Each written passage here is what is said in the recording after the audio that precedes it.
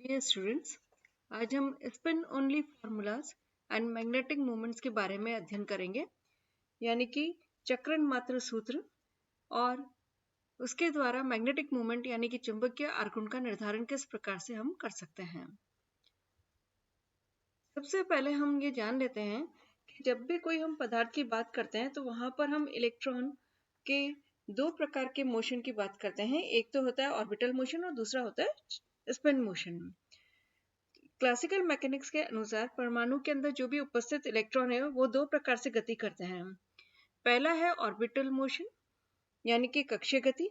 इसका तात्पर्य यह है कि प्रत्येक इलेक्ट्रॉन नाभिक के चारों ओर जो उपस्थित जो कक्ष है उसके अंदर वो वृत्ताकार रूप से गति करता रहता है।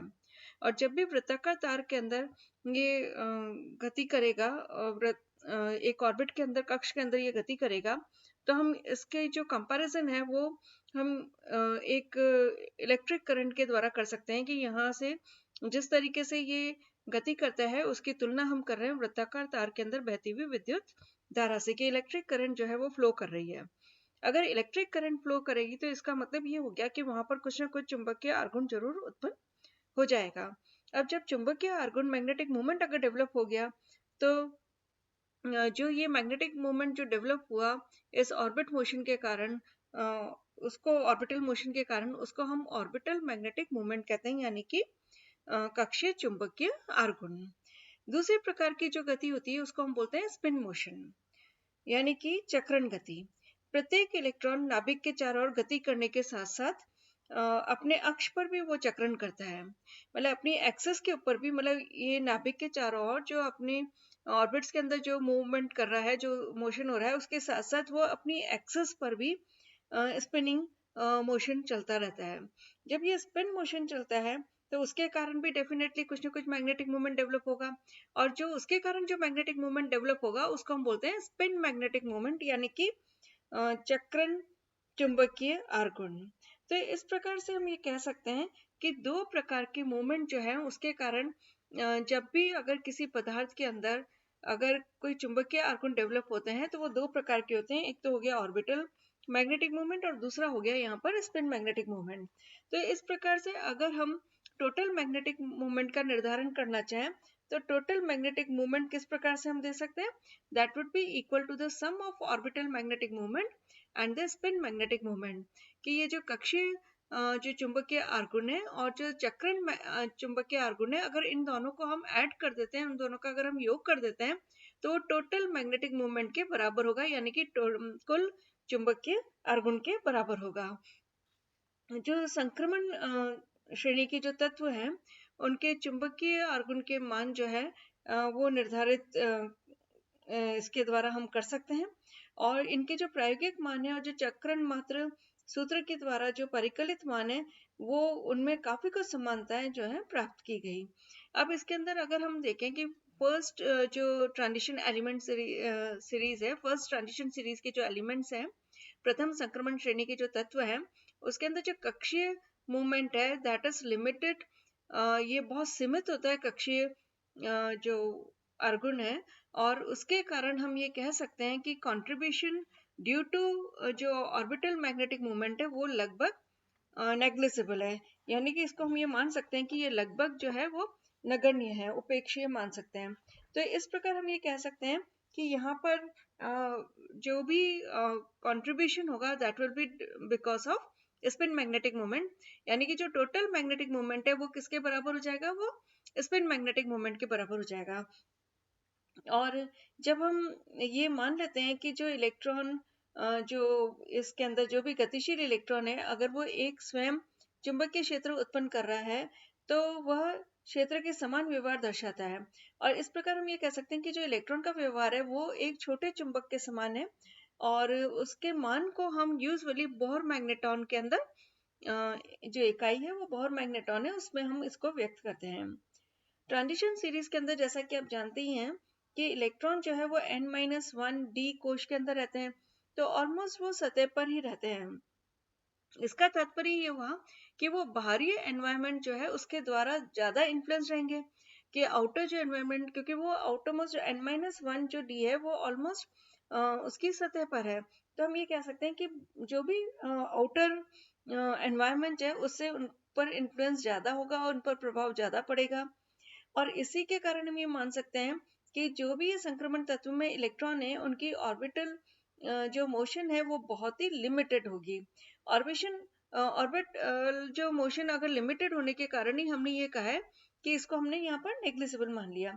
तो इस स्थिति के अंदर अब हम इसका स्पिन ओनली फॉर्मूला दे सकते हैं कि संक्रमण तत्व और उसके जो संकुलों के अंदर स्पिन ओनली फॉर्मूला के द्वारा हम इजीली मैग्नेटिक मोमेंट को निर्धारण कर सकते हैं।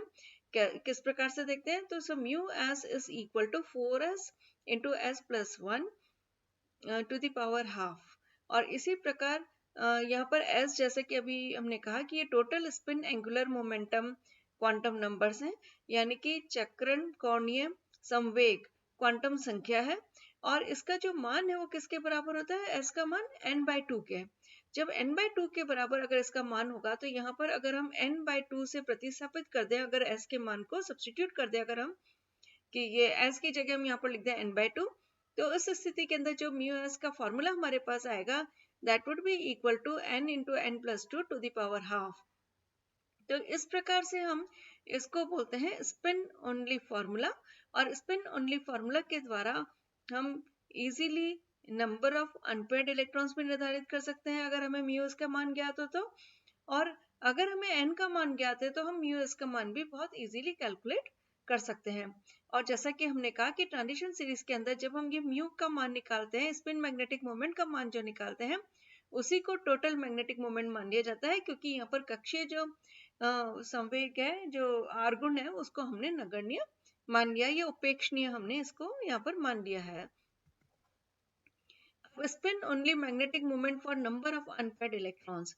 अगर हम ट्रांजिशन सीरीज के एलिमेंट्स अगर हम ले लें और उनके हम अगर संकुलों पर विचार करें, तो उसके हम नंबर ऑफ जो अनपेयर्ड इलेक्ट्रॉन्स है उसके आधार पर उसके मैग्नेटिक मोमेंट का निर्धारण कर सकते हैं स्पिन ओनली फॉर्मूला के द्वारा। जैसे कि अगर नंबर ऑफ अनपेयर्ड इलेक्ट्रॉन अगर एक है, अयुग्मित इलेक्ट्रॉन की संख्या यदि एक है, तो उस स्थिति के अंदर mu is equal to n into n+2, मतलब का टू द पावर हाफ या स्क्वायर रूट हम ले लें, तो 1 इंटू 1+2 यानी कि हमारे पास आ जाएगा 3। और 3 का जब हम रूट निकालेंगे तो it will come out to be 1.73। और जैसा कि हमने पूर्व में कहा था कि इसकी जो इकाई है वो हमने बोहर मैग्नेट्रॉन लेते हैं। और अगर इसमें हम टोटल स्पिन क्वांटम नंबर अगर कैलकुलेट करें, क्योंकि यहाँ पर एक इलेक्ट्रॉन ही है, तो यहाँ पर इसका मान जो है वो हाफ के बराबर होगा।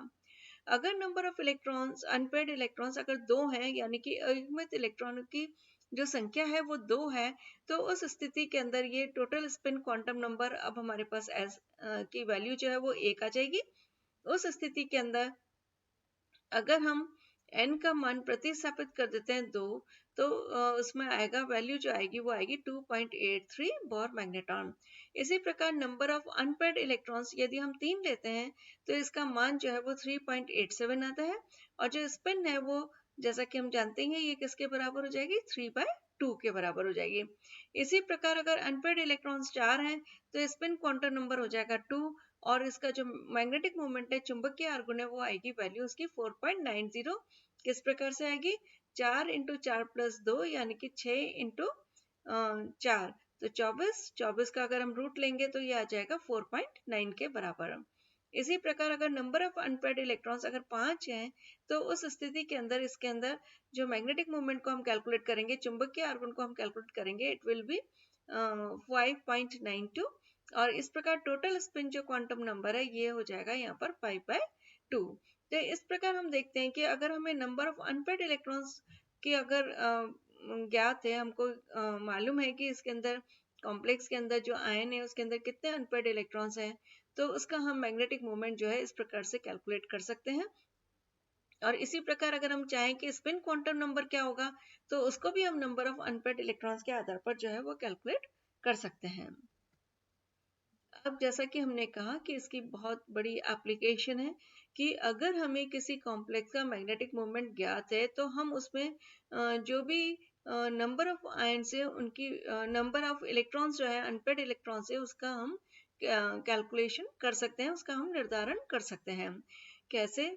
जैसे फॉर एग्जांपल अगर कोई भी एक संकुल का अगर मैग्नेटिक मोमेंट √15 दे रखा है और हमें ये कहा जाता है कि उसके अंदर जो आयन है उसके अंदर अयुग्मित इलेक्ट्रॉनों की संख्या ज्ञात कीजिए, तो इस प्रकार से mu is equal to n into N plus two to the power half है। म्यू का मान यहाँ पर 15 है, तो इस प्रकार √15 है, तो √15 हमने यहाँ पर लिख दिया is equal to n into N plus two to the power half. तो n into N plus two is equal to 15 हो गया और n की वैल्यू यहाँ पर जो है वो 3 आ गई। तो इस प्रकार से हमने देखा कि अगर हमें मैग्नेटिक मोमेंट ज्ञात है तो उस संकुल के अंदर जो आयन उपस्थित है उसके अंदर कितने number of electrons unpaired electrons present है उसकी हम कैलकुलेशन इसके द्वारा कर सकते हैं। दूसरा कैलकुलेशन जैसे अगर calculate magnetic moment of this complex on the basis off spin only formula, यानी कि चक्रण जो सूत्र है उसके द्वारा मात्र चक्रण सूत्र के द्वारा अगर CO कोबाल्ट का जो ये कॉम्प्लेक्स है फ्लोराइड के साथ में उसका हमें ये कहा गया है कि मैग्नेटिक मोमेंट यानी कि चुंबकीय आघूर्ण को परिकलित करिए। अब सॉल्यूशन अगर हम ये देखें तो total number of unpaid electrons in cobalt 3 अगर हम कैलकुलेट करते हैं तो कोबाल्ट 3 का जब हम इलेक्ट्रॉनिक कॉन्फ़िगरेशन देखेंगे तो कोबाल्ट 3 के अंदर total number of unpaid electrons कितने हैं? 4 हैं। तो mu is equal to n into N plus two to the power half. तो इस प्रकार से 4 into 4 plus two to the power half that is equal to 24 to the power half that is equal to 4.9। तो इस प्रकार से अगर हमें कोई संकुल के अंदर अगर उसमें अनपेड इलेक्ट्रॉन्स या संकुल हमें दे रखा है और ये कहा जाता है हमको कि स्पिन ओनली फॉर्मूला के आधार पर इसमें मैग्नेटिक मोमेंट परिकलित करिए, तो इसमें संकुल के अंदर हम सबसे पहले जो कोबाल्ट है जो भी मेटल आयन है उसकी हम सबसे पहले ऑक्सीडेशन स्टेट देखेंगे, ऑक्सीकरण अवस्था देखेंगे। ऑक्सीकरण अवस्था के आधार पर इसका इलेक्ट्रॉनिक कॉन्फ़िगरेशन जो है वो निकाल लेंगे हम, और हम उसके आधार पर जब इलेक्ट्रॉनिक कॉन्फ़िगरेशन लिखेंगे उस आयन का तो हम नंबर ऑफ अनपेड इलेक्ट्रॉन्स वहां पर निर्धारित कर लेते हैं। जब हम उसमें अयुग्मित इलेक्ट्रॉनों की संख्या को अगर निर्धारण कर लेते हैं उस आयन के अंदर, जैसे कि यहाँ पर हमने निर्धारण किया कि ये 4 है कोबाल्ट 3 पॉजिटिव के अंदर, तो हम स्पिन ओनली फॉर्मूला के द्वारा म्यू का मान जो है वो निर्धारित कर सकते हैं। तो इस प्रकार इसके द्वारा हम कई कॉम्प्लेक्सेस के अंदर जो मैग्नेटिक मूवमेंट है उसका भी निर्धारण कर सकते हैं। इवन अगर हमें मैग्नेटिक मूवमेंट के प्रायोगिक मान ज्ञात है और हम ये कहें कि उस कॉम्प्लेक्स के अंदर उस मेटल आयन के अंदर कितने नंबर ऑफ अनपेड इलेक्ट्रॉन है, कितने अयुग्मित इलेक्ट्रॉन उपस्थित हैं, तो वो भी हम इसके द्वारा कैलकुलेट कर सकते हैं।